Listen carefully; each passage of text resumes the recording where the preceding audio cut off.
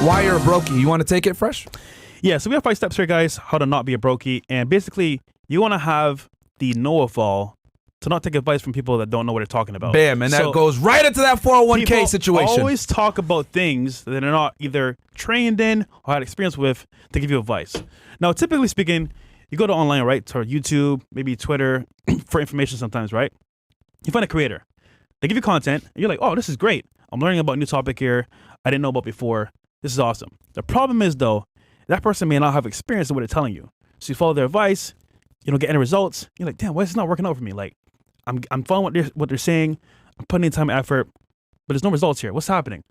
And more often than not, that means that either you're not trying hard enough or the person has faulty advice.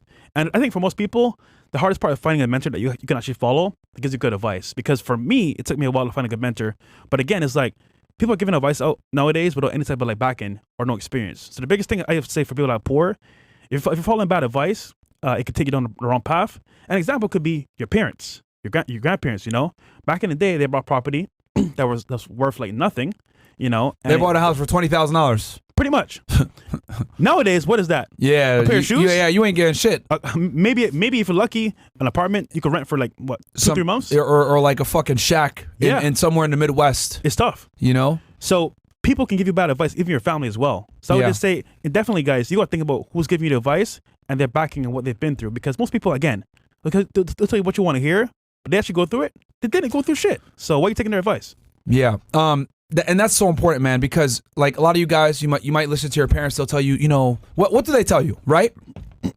Go to school, get a job, retire, get pension, get your pension, get your 401k, your IRA, get your Social Security, and you'll be fine. You'll be good. We used to call in the government a golden parachute retirement plan, right? Mm-hmm. But the problem is that with the way inflation is going, with how much the cost of living was back when your parents were in the workforce or when your grandparents were in the workforce, etc., things have changed drastically, okay? There ain't going to be no fucking Social Security by the time you're old enough to actually collect it.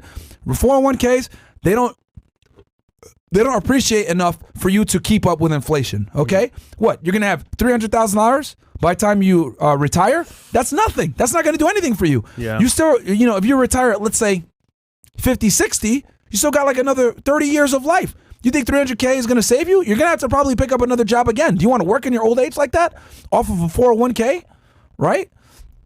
Not only that, like, and then people will say, oh, well, get a job, get your retirement, etc., buy a house, right? Well, when your parents bought a house, houses were like $50K. Now, the average home in the United States is somewhere around $350,000. Yeah. That's why so many millennials and guys that are my age group and then even the generation before and then the Gen Zers, all of us, a lot of guys, we have the lowest home ownership of any generation. And the reason for that is because houses have skyrocketed in the past 30 years. Mm-hmm. So what I say all that to say this. Taking advice from people that come from a different era that don't deal with the same financial hardships and obstacles that you deal with might not necessarily be in your best interest, okay? It used to be you could take care of a family on $50K per year, right? 20, 30 years ago. Can't do that shit no more. Now, you got idiots running around on TikTok. We're dinks. Double income, no kids. Woo, we're able to do X, Y, Z. Blah, blah, blah, blah, blah. Why do they do that? Well, because nowadays, you need 2 incomes to live a certain type of lifestyle that you want to live. You know, the days of having one breadwinner and one provider, very difficult. Very few men can actually pull it off. Yeah. Especially for a family of more than like 3 or 4 or 5. Actually, you mentioned retirement, right? This is funny because if you follow our advice, what's going to happen to you? You're going to have a property or multiple properties, right? Yep. And you're paying it off slowly. Yep. But when you pay it off, let's say 30 years later, you're what, 57, 60 years old, right? Mm-hmm. So now, if you want to sell it, all that money's yours. Yep. Plus what you made over that period of time, cash flowing. Yep. So that's your retirement right there. Plus, you're making money as you go. Yep. You can't beat that, and you bro. could borrow against it any time. Boom. Right? So like, why me and Fresh are so with real estate versus like look, man. We're not telling you not to put money into a 401k. Do it. You can. Do it. You know what I mean? Especially if they're going to match you. Like a lot of companies, I know the government, for example, you have something called the thrift savings program. You contribute 5%, they'll match up to 5%. Cool. At least do the bare minimum. It's free money. And it's free money. Go ahead, contribute. I'm not telling y'all not to do it. I actually took, but let me tell you what I did. When I left the government, the first thing I did, I took that money out of my 401k, out of my TSP, took it out. I bought a fucking house with that shit.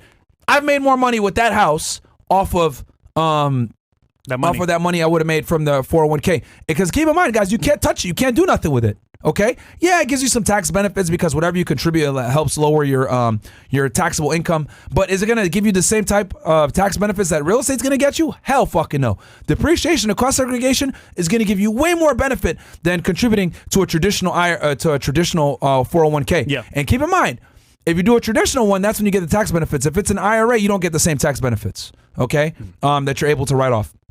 So obviously contribute, but understand that in today's day and age, a pension and a 401k isn't what it used to be 50, 40, 30, even 30 years ago, like what your parents are telling you. So the advice that your parents are giving you is dated. And I'm not saying, oh, don't listen to your parents, whatever it may be. But the reality is that there's a new normal that your parents aren't necessarily aware of. And the financial market has changed drastically.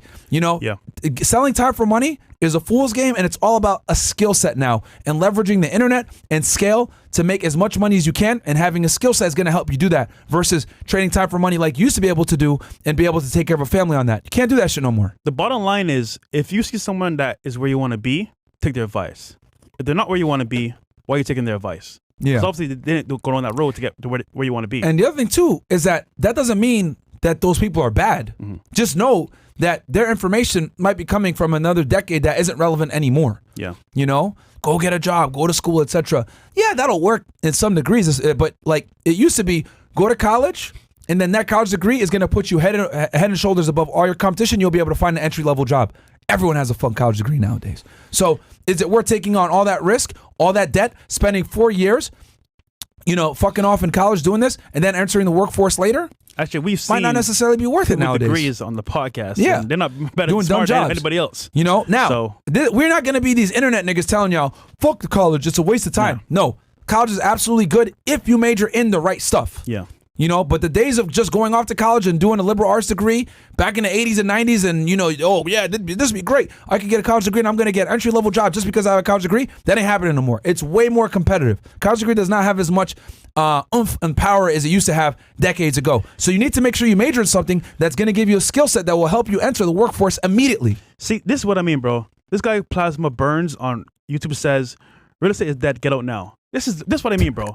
Giving advice, we don't know fuck all about real estate, bro. This is what we're talking about, bro. This is crazy. What are you saying, bro? Like, literally, what are you saying? Yo! And this is why you stay broke, bro. This is why you stay broke. Yo! And here's the thing. Dog shit advice. Thank you, Mo. Here, let me make this extremely clear. Damn, bro. To my knowledge, we're the only guys on YouTube that have real estate property that tell you how to buy real estate, and we ain't selling you shit. That's true. We don't got a course. No course. We're not trying to get y'all to invest money with us. No upsells, nothing. There's no benefit to me telling y'all about my real estate portfolio. If anything, it probably hurts me. Yeah. I'm super transparent about my real estate. Why? Because I want you guys to win. Okay? So if that means I got to fucking disclose some of my financial shit, give you guys how I have my stuff set up, whatever, and fuck myself up a little bit, I think it's worth it. We have nothing to sell you guys. This is us just giving y'all genuine free value because we want you guys to be in a position where you're financially free, you're getting money from real estate, then you fucking choose if you want to work or not. I want you to be the person to do that. But to get that started, you got to get a job, make the money, acquire the assets. Once you acquire enough of the assets, you make enough money, then you can decide what you want to do. But it's going to take hard work up front. But like I said before, and we said this a million times, once you get your first property, it's going to be way easier to springboard. This fucking moron that's saying this, let me tell you how much of an idiot he is. BlackRock, all the biggest institutions, what the fuck are they doing right now? Still buying.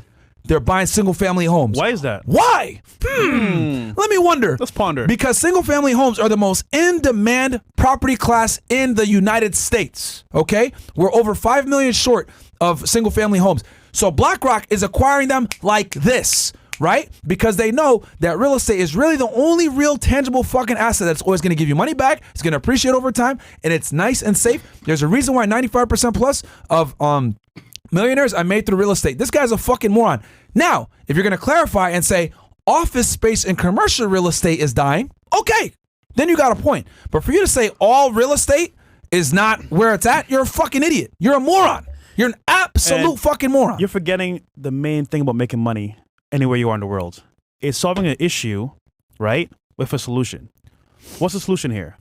Property will always be relevant because people need a place to live. So no matter where you are in the world, guess what? You need to go to bed at night in a property of your choosing, a condo or a house. So ultimately, real estate is here to stay. So And then people are saying, oh, they're flipping businesses too. Yeah, of course. But at the end of the day, real estate is the most sustainable, is the easiest, and it's the fastest way to explode your portfolio from a net worth perspective. Yeah. So real estate is what it is. Now, commercial real estate, yeah, hell no. Don't do it. Don't do it. But, real estate never dies, man. Some of y'all are fucking wild. And it's funny too. The people that say that dumb shit, a perfect example again. Don't listen to niggas that don't know what the fuck they're talking about. These type of niggas. The people that talk shit the most about real estate, ask them. How many properties do you control? How many doors do you control? Well, I have some fucking REITs. zero. I got some REITs. I have some REITs, bro. Like I'm an investor, bro. I have some REITs. Look at me. I got some REITs. Oh my god, bro. You REIT niggas, I hate y'all the most, bro. Go watch the episode that I did with Justin. We talked about fucking you REIT motherfuckers, bro. The dudes that own the REITs are the biggest haters of real estate because guess what? I got some REITs. Fuck REITs. Yeah. What the fuck? Oh, I get higher dividends off of my REITs. You don't get the tax benefits. You don't get the depreciation. You don't get the cost segregation. A lot of people that invest in REITs are brokies that are fucking scared to deal with tenants. Stop being a bitch. Get the fucking loan.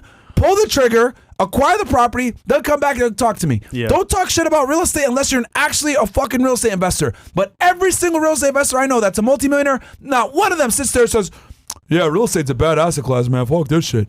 Are you fucking dumb? My name is Casey. I like REITs. Every single rich motherfucker that you know, all the most successful people, Warren Buffett, etc., all these guys got real estate. They might not be known for it, but all of them got real estate. The fuck y'all talking about, man? Yo.